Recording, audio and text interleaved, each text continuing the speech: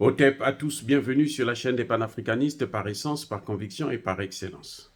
Celle des citoyens kémites par nécessité et obligation de combat. Nous sommes une chaîne qui n'est guidée que par nos ancêtres et rien que par les ancêtres qui appartiennent à l'égrégore du monde noir. Par conséquent, nous ne croyons en aucun Dieu venu de l'étranger.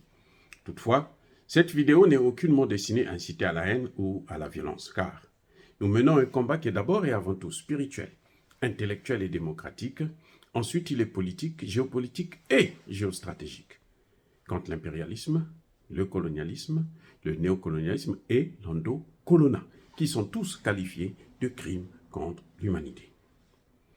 Nous menons ce combat sur la base du principe fondamental que nous avons hérité de nos ancêtres kémites, qui est celui de la Mahat, c'est-à-dire solidarité, vérité et justice.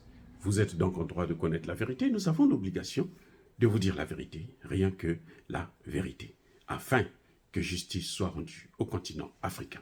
Et ça, c'est notre modeste contribution dans cette noble lutte en faveur de la souveraineté, la dignité, la solidarité et l'unité africaine. C'est exactement ça que nous appelons le panafricanisme. Bien-aimés frères et sœurs, la guerre en Ukraine, la guerre de l'OTAN contre la Russie, la guerre à Taïwan, la guerre de la Chine contre l'OTAN, en train de se déplacer vers l'Afrique. Les Américains veulent combattre à la fois les Russes et les Chinois. Les pays de l'OTAN combattent à la fois les Russes et les Chinois. Je vous rappelle que les Chinois sont déjà venus au Niger pour venir signer des contrats avec le gouvernement de Tchani, pendant que la France est en train de plier bagages pour dégager. C'est une guerre. Les Américains disent, nous, on ne part pas. Aujourd'hui, il n'y a pas longtemps, il y a quelques heures, ils ont reconnu que au Niger, il y avait eu un coup d'État et c'est contraire à la loi américaine. Il faut forcément suspendre la coopération avec ces États. Mais les Américains n'ont pas décidé de faire partir leur base militaire. Ce qu'ils ont dit, c'est qu'ils vont seulement suspendre l'aide. Que d'ailleurs, les Africains, les Africains sérieux ne croient plus en l'aide au développement. Non, ça n'existe pas. OK? Alors, cela nous amène à une question fondamentale. Comprendre, mais quel type de relation nous avons avec ces puissances-là? D'une part, la Russie et la Chine, d'autre part, les États-Unis et ses alliés de l'OTAN.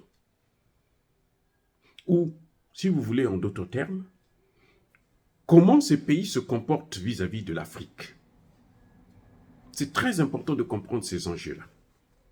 Pourquoi? Parce que nous voyons là deux politiques internationales différentes, deux visions du monde différentes. On va prendre deux cas. Le cas des États-Unis, le cas de la France, et celui de la Russie et celui de la Chine. Donc, les États-Unis et la France et la Russie et la Chine. Deux pays, deux pays. Qu'est-ce que nous constatons exactement? La différence, elle est énorme, elle est claire. La vision, elle est différente. Les Américains disent, mènent une politique, et pas qu'ils disent, ils mènent une politique qui est caractérisée par la volonté, la nécessité, l'obligation de dominer les pays africains, de les maintenir dans la pauvreté la plus absolue, la plus totale, de faire en sorte que ces pays-là ne puissent jamais être émergents afin de pouvoir les contrôler, les dominer et piller les matières premières sans difficulté. Les Français font la même chose. Ils vont même plus loin. Les Français se disent, mais attendez, nous ne devrons pas créer des armées dans ces pays-là. C'est nous qui allons être les shérifs de l'Afrique. S'ils ont un problème, nous devrons venir pour régler ça. Parce que les Africains, c'est rien du tout. Et il ne faut pas que les Africains puissent avoir une armée. Et ça, c'est pas d'aujourd'hui. C'est pas aujourd'hui que les Français ont décidé ça, ou que les Américains appliquent ça. C'est depuis 1885. Lorsqu'ils ont morcelé l'Afrique, ils ont divisé l'Afrique, ils ont mis l'Afrique sur une table, et chacun a pris son morceau comme si c'était un gâteau qu'il devrait manger. Tous les pays africains occidentaux, ils se sont servis. Mais alors, ils se sont servis à gueule que veux-tu. Et ils ont mangé, ils se sont bien rassasiés parce qu'ils ont eu, vous voyez, depuis 1885 jusqu'à aujourd'hui, ils se sont vraiment bien rassasiés. Donc, on va faire en sorte qu'ils ne puissent pas avoir une armée. C'est d'ailleurs pour ça que la conférence de Berlin de 1884 à 1885 a duré 4 mois. C'est la conférence la plus grande qui n'a jamais existé dans le monde. Parce que le gâteau africain, c'est quand même 30 millions de kilomètres carrés qu'il fallait se partager. Chacun doit avoir une partie, une bonne partie, un bon morceau. Le meilleur morceau, hein, la bonne chair. Là. Vous voyez? Donc, ça a duré longtemps parce qu'on s'était dit, bon, pour que ce système-là de domination et de colonisation puisse durer longtemps, qu'est-ce qu'il faut faire? Il faut éviter, que ces pays-là puissent avoir des armées. 2, il faut éviter que ces pays-là puissent être équipés. Parce que si ces pays ont des armées, ils sont équipés, ils peuvent prendre ces armes-là, les tourner sur nous-mêmes. Donc, voilà l'aine. Les gens parlent seulement de la division de l'Afrique. Non, il y a eu d'autres paramètres très importants, parmi lesquels celui que je suis en train de vous dire aujourd'hui. Affaiblir les armées. Vous voyez, en Haïti, les Français et les Américains, les Canadiens ont décidé que l'Haïti ne doit pas avoir une armée. Il faut seulement lui donner une petite police. Comme ça, nous, on peut venir faire tout ce qu'on a à faire. Quand ils ont des difficultés, ils seront obligés de nous appeler pour venir faire des gendarmes. Mais eux, il faut les maintenir dans la pauvreté. Comme ça, nous, on peut piller comme on veut. C'est exactement ce que les Français et les Américains sont en train de faire en Afrique. Mais malheureusement pour eux, nous avons une autre vision qui apparaît du côté de la Russie et du côté de la Chine, qui est pratiquement la même. Ils ne sont pas concurrents, mais ils ont la même vision. Les Russes disent, mais attendez, ces gens-là sont en difficulté. Ces gens-là, plus ils sont faibles, plus nous, on est la cible des Occidentaux. Parce qu'ils vont prendre les matières premières là-bas, ils vont s'enrichir là-bas, et puis ils ont l'argent pour nous mener une guerre conventionnelle à n'importe quel moment, qui peut durer le temps qu'ils veulent. Donc, nous, qu'est-ce qu'il faut faire? Il faut les empêcher de continuer à dominer l'Afrique pour que l'Afrique puisse être capable de se défendre et que, s'ils arrivent à se défendre, eux, ils seront affaiblis parce qu'ils auront moins de ressources. Ils auront moins de richesses. Ils auront moins d'argent. Vous voyez la position russe, là où elle est intéressante. Donc, nous, on va, entre-temps, on va les aider donc à mener la guerre contre les autres. Donc, il faut former leurs armées. Il faut qu'ils puissent avoir des armées solides. Et on va équiper leurs armées. On va leur vendre nos matières premières, nos armes. Ils vont acheter nos armes et pourront faire la guerre avec les Occidentaux. Ils vont faire la guerre contre eux. Vous voyez? Et nous, entre-temps, on écoule nos matières premières, on écoule plutôt nos armes et on s'enrichit. Et on est moins agacé par eux. Vous voyez, aujourd'hui, les Américains et les pays de l'OTAN ont des difficultés à maintenir l'armement en Ukraine. Parce qu'ils n'ont pas seulement l'Ukraine, ils ont aussi l'Afrique. Il faut armer les terroristes en Afrique. Ça fait que ce qu'ils envoient en Ukraine, une partie vient en Afrique. Et l'Ukraine a moins. Et ils sont en train de perdre sur les deux voies. Ils perdent en Ukraine, ils sont en train de perdre aussi en Afrique. Évidemment, et ça, il n'y a pas de doute là-dessus. Cette politique qu'ils avaient depuis 1885, maintenant ça ne marche plus puisqu'il y a la Russie qui est là. Maintenant, ce qui est encore plus intéressant, c'est que la Chine aussi vient rentrer dans le jeu. Dit, mais attendez, moi aussi je suis une puissance, je ne peux pas vous laisser gérer tout ça entre vous, moi aussi j'ai ma part. Je dois prendre ma part. Il faut faire une remarque, c'est que la Russie et la Chine n'ont pas participé à, comment on appelle ça, la table de la mangeoire, hein? Là où on a partagé le gâteau, la Russie était là comme une puissance, mais elle n'a pas participé au repas. Elle a dit c'est un repas empoisonné. La Chine n'était pas là. La Chine dit, moi, ce qui m'intéresse, c'est que moi, je suis un grand marché. Je suis une usine à ciel ouvert. Je produis beaucoup. Mais il faut que j'écoule mes produits. Il faut que mes produits-là puissent être consommés par quelqu'un. Elle se dit, mais l'Afrique, c'est quand même 1,5 milliard d'habitants. Donc, qu'est-ce que je dois faire? Je dois les aider dans le domaine des infrastructures pour qu'ils se développent un peu. Et plus ils se développent, plus ils vont consommer les produits que moi je fabrique. Alors que les autres disent que non, il ne faut pas qu'ils se développent. Il ne faut pas qu'ils puissent fabriquer quoi que ce soit. Ils veulent qu'on consomme leurs produits. Mais vous allez consommer les produits avec quelle richesse? Avec quelle richesse? C'est là le problème que les Occidentaux ont. C'est là l'erreur occidentale. Donc, les Africains, les Chinois viennent, ils construisent des routes. Quand ils mettent en place une route, si cette route-là, le pays ne peut pas payer la route, qu'est-ce qu'ils font? Qu'est-ce qu'ils font plutôt? Ils mettent des péages. Et pendant 40 ans, 50 ans, eux, ils prennent l'argent de péage là pour consommer les frais qu'ils ont dépensés pour la route. Entre-temps, cette route-là, ça désenclave des villes ou des villages. Et il y a le commerce qui se fait. Donc les gens s'enrichissent un peu. Avec cette richesse-là, qu'est-ce qu'ils font? Ils vont encore acheter les produits chinois.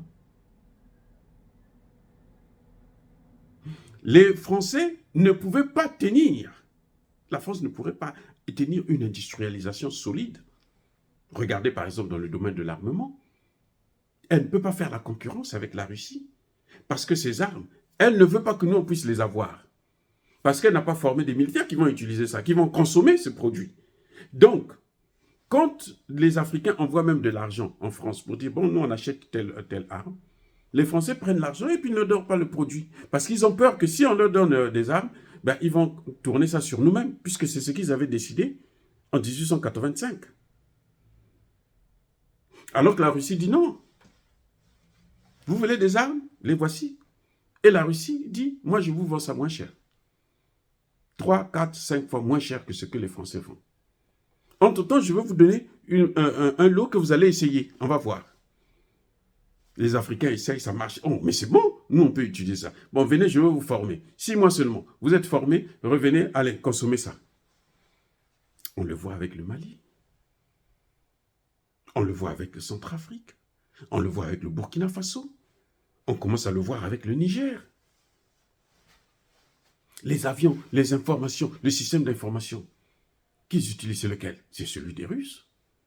Mais pendant 60 ans, 65 ans pour certains pays africains, ils n'ont pas d'armée, ils n'ont pas de service d'information, ils n'ont pas de service de sécurité, ils n'ont rien. Et vous voulez qu'ils viennent consommer vos produits? Non. Du coup, le produit français, il chôme. Ils sont obligés de fermer boutique.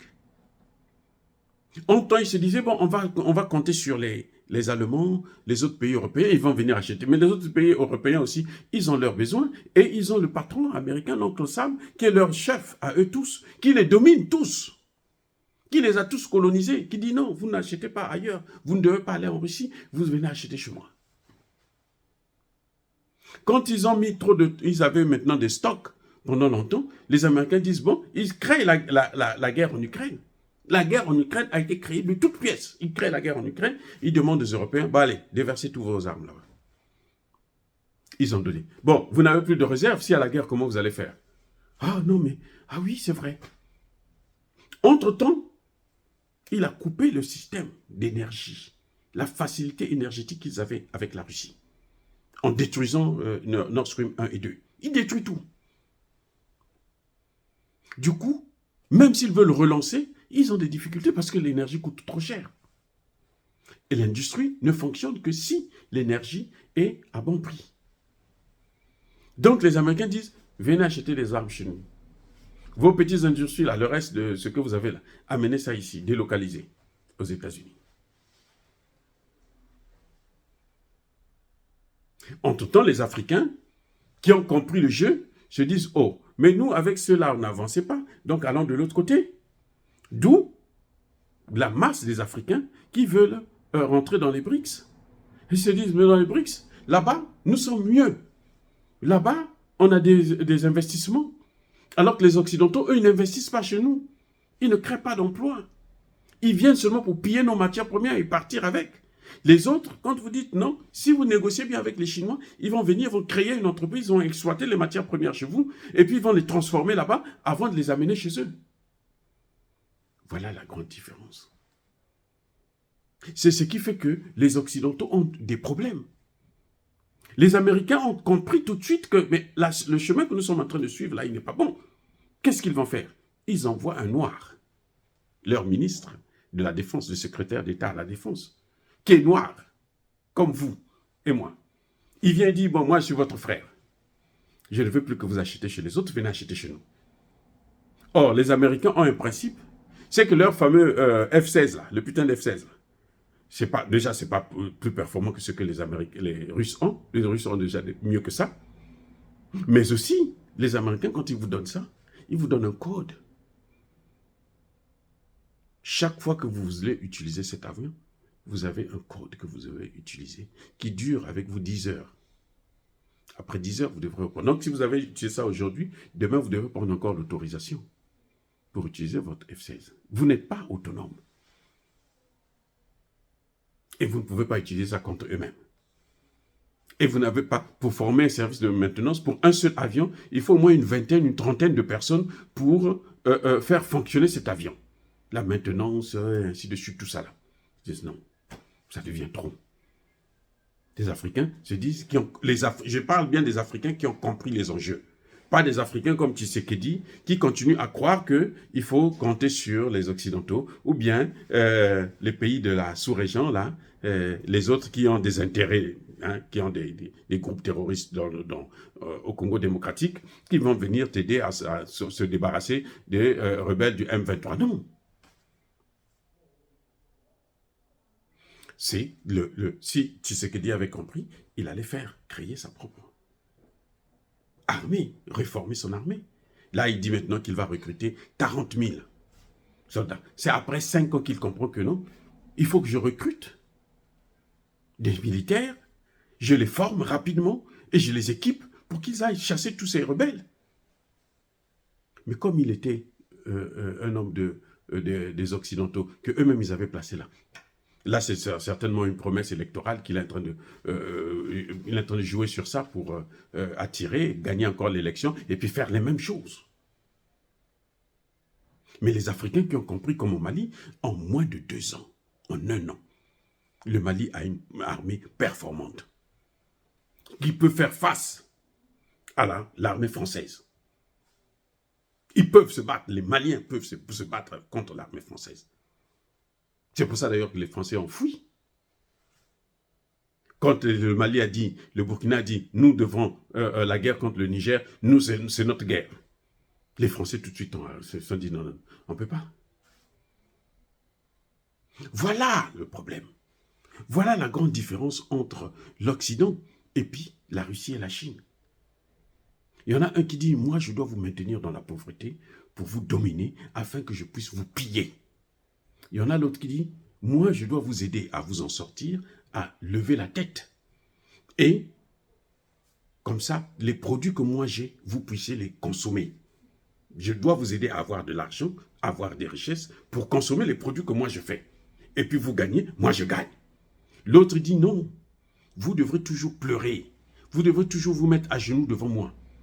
Je vous écrase et puis c'est tout, ça s'arrête là. Il n'y a pas photo. Dire cela, c'est inciter à la haine ou à la violence, non. Il y a ma colère, il y a ma lèvre. Encore une fois de plus, bien aimés frères et sœurs, soyez bénis, je persiste et je signe. Soyez abondamment bénis par le Dieu des Kémites et par nos ancêtres angélisés. Mais que tous ceux qui persécutent le continent africain le pillent et le déstabilisent, qu'ils soient noirs, blancs, chinois, arabes, indiens, qui qu'ils soient punis, maudits, foudroyés, neutralisés, écrasés, effacés par ce Dieu des Kémites et par nos ancêtres angélisés. Vive l'Afrique éternelle, j'ai dit et j'assume.